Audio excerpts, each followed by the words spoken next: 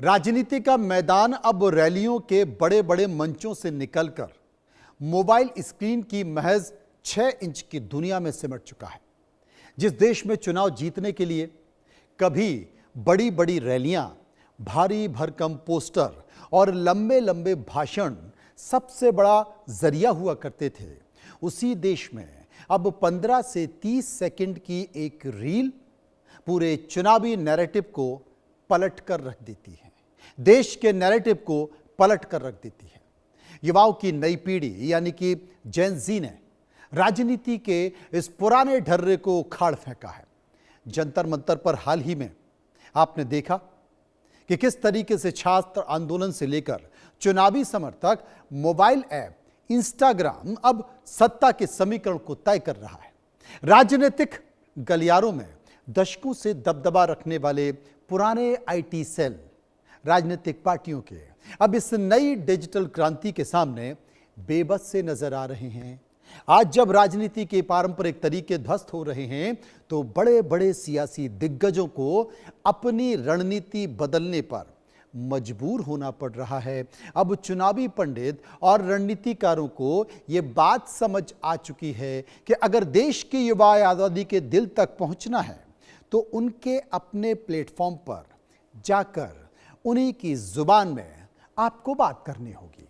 इस बदलाव ने नेताओं को सोचने का जरिया पूरी तरह से बदल दिया है। अब सवाल यह है कि क्या राजनीतिक पार्टियों को आईटी सेल के बदले इंस्टाग्राम सेल बनाना होगा? आज चर्चा इसी पर।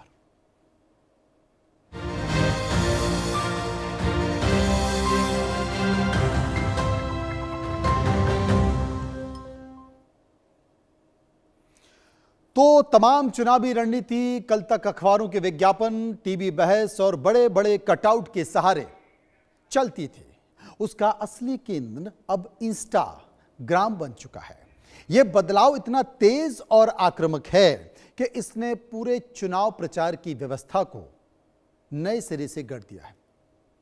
अब किसी नेता को अपनी बात करोड़ों तक पहुंचाने के लिए घंटों लंबे भाषण की जरूरत नहीं पड़ती है।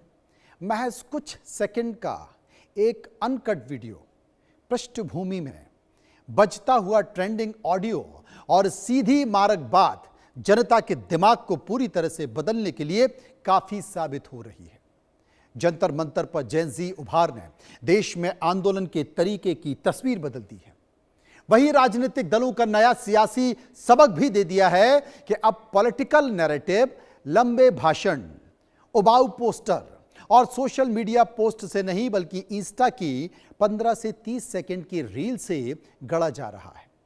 जंतर मंतर का विद्यार्थी आंदोलन हो या फिर इसके पहले तमिलनाडु के अभिनेता विजय की पार्टी टीवीके का विजय अभियान हो, इंस्टाग्राम की रील जनमानस में पैठ बनाकर बदलाव का सबसे बड़ा हथियार बन गई है।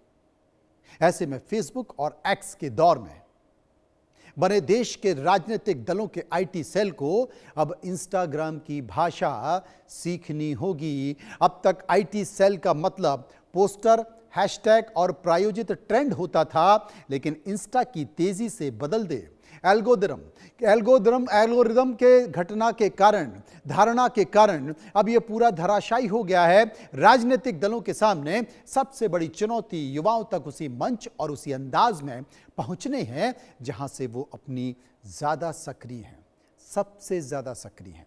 इस बदलाव की आहट दलों के शीर्ष नेतृत्व तक भी पहुंच चुकी है। प्रधानमंत्री नरेंद्र मोदी ने भी आंदोलन के दौरान युवाओं से सीधे जुड़ने के लिए इंस्टाग्राम पर रील फॉर्मेट में वीडियो साझा किया था, आपने देखा होगा। दरअसल जंतर मंतर के छात्र आंदोलन और सीजीपी के केस स्टडी ये साबित करती है कि बिना किसी राजनीतिक फंड और आईटी सेल के भी डिजिटल क्रांति कैसे होती है। सीजीपी ने 5 दिन में 2 करोड़ 20 लाख फॉलोअर जुटा लिए। आंदोलन के पीक पर प्रतिदिन 1.2 लाख से लेकर 1.5 लाख नई रील्स बन रही थी। इन रील्स को रोजाना 40 करोड़ से ज्यादा के व्यूज मिल रहे थे। राजधानी दिल्ली के ऐतिहासिक जंतर मंतर पर छात्र आंदोलन सिर्फ एक सामान्य विरोध प्रदर्शन नहीं था, बल्कि ये भारत के इतिहास में जेन जी यानी कि युवाओं द्वारा रचा गया पहला सबसे बड़ा डिजिटल संग्राम था। जिस मैदान पर कभी महीनों तक भारी भरकम मंच सजते थे, बड़े बड़े भाषण दिए जाते थे और राजनीतिक दलों के झंडे लहराते थे, उसी जंतर मंतर पर यह नजारा पूरी तरह से बदला हुआ था। युवाओं के हाथों में तख्तियों की जगह स्मार्टफोन थे और माइक पर लंबे लंबे भाषणों की जगह 15 से 30 सेकंड का अनकट इंस्टाग्राम रील्स थे। देश के कोने कोने से आए छात्र और युवाओं ने बिना किसी राजनीतिक आका और बिना किसी बड़े फंड के अपने मोबाइल स्क्रीन पर ही देश के लोकतंत्र का सबसे बड़ा और असरदार मंच बना दिया। जंतर मंतर पर मौजूद युवाओं ने हंसते हंसते अपनी मांगें, पुलिस की कार्रवाई और सरकार की नीतियों के खिलाफ अपने असंतोष को बेहद रचनात्मक, मारक अंदाज में और मुस्कुराते, व्यंग्यात्मक, हंसते हुए अंदाज में रिकॉर्ड किया। उन्होंने उबाऊ भाषण देने की बजाय ट्रेंडिंग ऑडियो, सटीक विजुअल एडिटिंग और तीखे व्यंग्य के साथ साथ अपनी सीधी आवाज में बनाए गए छोटे छोटे वीडियो क्लिप्स का सहारा लिया।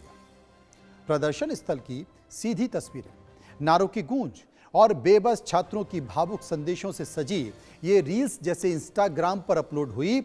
ऐप के शक्तिशाली एल्गोरिदम ने इन्हें रातों रात देश के करोड़ों लोगों की स्क्रीन तक पहुंचा दिया। आंदोलन के सबसे चरम दौर में रोजाना 1,20,000 से 1,50,000 तक की रील बनाई जा रही थी, जिन्हें प्रतिदिन 40 करोड़ व्यूज मिल रहे थे। एक अनोखी और अभूतपूर्व डिजिटल रणनीति का नतीजा यह हुआ कि बिना किसी भारी भरकम बजट के स्पॉन्सर्ड विज्ञापन या फिर फर्जी ट्रेंड के युवाओं की बात सीधे देश के कोनों तक पहुंची, आम नागरिक तक पहुंची। और जब स्थापित राजनीतिक दलों के जो पुराने आईटी सेल थे, रणनीतिकार इस आंदोलन के नए तौर तरीके को समझ ही नहीं पाए, समझने में लगे हुए थे, तब तक इन 15 सेकंड की रील ने पूरे देश में एक अभूतपूर्व समर्थन की लहर पैदा कर दी।